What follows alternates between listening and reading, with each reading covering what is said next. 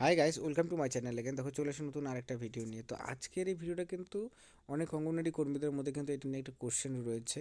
কারণ রিসেন্টলি আমরা দেখেছি যে অঙ্গনওয়াড়ি কর্মীদের ইনসেনটিভের 7 মাসের টাকা, মানে 7 মাসের টাকা কিন্তু দেওয়া হয়েছে, এবং সেটা ডেডলাইনসটাও আমি তোমাদের দেখেছিলাম যে অক্টোবর মাস পর্যন্ত, 2023-এর অক্টোবর পর্যন্ত টাকাটা দেওয়া হয়েছে। মানে 7 মাস পর্যন্ত যে টাকা, সেই টাকাটা কিন্তু কর্মীদেরকে সরাসরি তাদের ব্যাংক অ্যাকাউন্টে দেওয়া হয়েছে। এখন বাকি সেই সেপ্টেম্বর তোমাদের যখন অক্টোবর পর্যন্ত দেওয়া হয়েছে, তো সেক্ষেত্রে নভেম্বর থেকে এই জানুয়ারি মাস পর্যন্ত যে 3 মাস, সেই 3 মাসের টাকাটা, মানে যে 1500 টাকা তোমাদের হচ্ছে, সেই টাকাটা কবে দেওয়া হবে এ নিয়ে লেটেস্ট কিন্তু একটা আপডেট উঠে আসছে যে কবে তোমাদের এই বাকি ইনসেন্টিভের টাকাটা দেওয়া হবে, সেটা কবে, সেটা আমরা কিন্তু তোমাদের সাথে ভিডিওতে শেয়ার করব, ঠিক আছে? এবং যেটা সরাসরি অ্যাকাউন্টে দেওয়া হবে। এবং সবচেয়ে উল্লেখযোগ্য আরেকটা কোশ্চেন, অঙ্গনওয়াড়ি কর্মীদের মধ্যে যেটা দেখা যাচ্ছে যে রিসেন্টলি যে 7 মাসের টাকা দেওয়া হয়েছে, তার আগে যে টাকা দেওয়া হয়েছিল, সেক্ষেত্রে কিন্তু অঙ্গনওয়াড়ি কর্মী যারা রয়েছেন, যাদের সেন্টারে অঙ্গনওয়াড়ি হেল্পার ছিল না, সেখানে কিন্তু হেল্পারদের টাকাটাও কর্মীদেরকে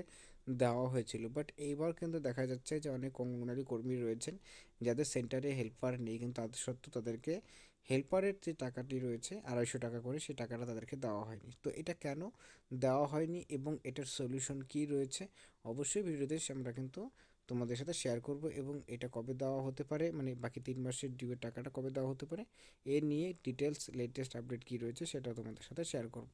তাই অবশ্যই ভিডিওটি শেষ পর্যন্ত দেখবে এবং দেখার পর নিজস্ব মতামত অবশ্যই জানাবে।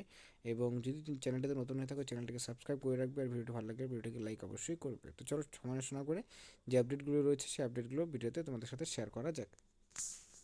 প্রথমত বলে দিচ্ছি যে জানুয়ারি থেকে নভেম্বর থেকে জানুয়ারি পর্যন্ত যে 3 মাসের টাকা রয়েছে, সেই 3 মাসের টাকা তোমাদের কবে দেওয়া হবে। তো 3 মাসের টাকা তোমাদের কিন্তু মার্চ মাসে তোমাদের কিন্তু দেওয়ার সম্ভাবনা রয়েছে। হ্যাঁ, যদিও কিনা রিসেন্টলি তোমাদের সেই টাকা দেওয়া হয়েছে, কিন্তু বাকি টাকাটাও, যেহেতু সামনে লোকসভা ভোট রয়েছে, তো সেই ক্ষেত্রে কিন্তু সরকার তরফ থেকে এই টাকাটা রিলিজ হওয়ার সম্ভাবনা রয়েছে।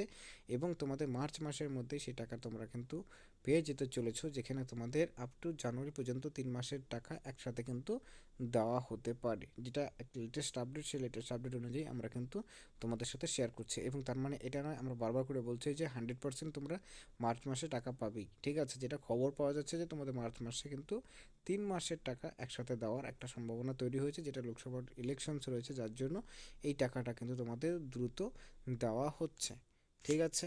এবং এছাড়াও সবচেয়ে গুরুত্বপূর্ণ যেটা, সেটা হচ্ছে যে অঙ্গনওয়াড়ি কর্মী, যে সমস্ত অঙ্গনওয়াড়ি কর্মীদের সেন্টারে হেল্পার নেই, তা সত্ত্বেও তাদেরকে কিন্তু প্রতিনিয়ত কাজ করে যেতে হয়েছে, এবং বাচ্চাদের খাবার থেকে শুরু করে সম্পূর্ণ কাজই কিন্তু করতে হয়েছে।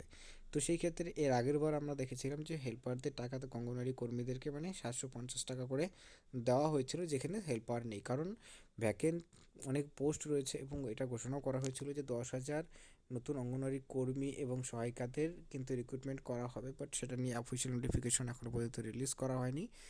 যদিও কিনা এটা ঘোষণা হয়েছে, তো যত পর্যন্ত না সেই সিটগুলো, ভ্যাকেন্ট সিটগুলোকে ফুলফিল করা হচ্ছে, ততদিন পর্যন্ত কিন্তু সেই যে অঙ্গনওয়াড়ি কর্মীদের বা অঙ্গনওয়াড়ি সহায়িকাতে যে ফাঁকা জায়গাটি রয়েছে, সেই যে জায়গাটার কিন্তু সেটার কিন্তু টাকাটা অঙ্গনওয়াড়ি কর্মীদেরকে দেওয়া হবে বলা হয়েছে। বাট অনেকে রিসেন্টলি এইবার যে টাকা দেওয়া হলো 7 মাসে, সেই সময় দেখা গেল যে অনেক অঙ্গনওয়াড়ি কর্মীরাই কিন্তু সেই টাকাটা পাননি। তো এটা কেন, এবং কেন তাদেরকে টাকাটা দেওয়া হয়নি, এবং তারা কি করতে পারেন? তো দেখো, এক্ষেত্রে কিন্তু অবশ্যই অঙ্গনওয়াড়ি কর্মী এবং যে সহায়িকা অঙ্গনওয়াড়ি কর্মী যারা রয়েছেন, অবশ্যই তোমাদের সেন্টারে গিয়ে কিন্তু সুপারভাইজার এবং বা সিডিপিও স্যার বা ম্যাডামের সাথে কিন্তু অবশ্যই কন্ট্যাক্ট করতে হবে যে এরকম এরকম সেন্টারে হেল্পার ছিল না, কিন্তু সেই হেল্পারের টাকাটা তারা পাবেন কি না। কারণ এই বিষয়টা নিয়ে সেখান থেকে তোমাদের কিন্তু ফুল অ্যাসিস্ট কিন্তু সেখান থেকেই করা হবে, ঠিক আছে? কারণ এটা ডিপেন্ড করে সেন্টারের উপরে। তো সেই ক্ষেত্রে তোমাদের অবশ্যই সেখানে গিয়ে যদি তোমরা কথা বলো, ডিটেল সলিউশন সেখান থেকেই তোমরা কিন্তু পেয়ে যাবে, যারা এখনও পর্যন্ত টাকা সেখান থেকে পাননি। তো আশা করি বুঝতে পারলে। তো এই আপডেটগুলো আজকের ভিডিওতে ছিল। তো ভিডিওটি দেখার জন্য অসংখ্য ধন্যবাদ।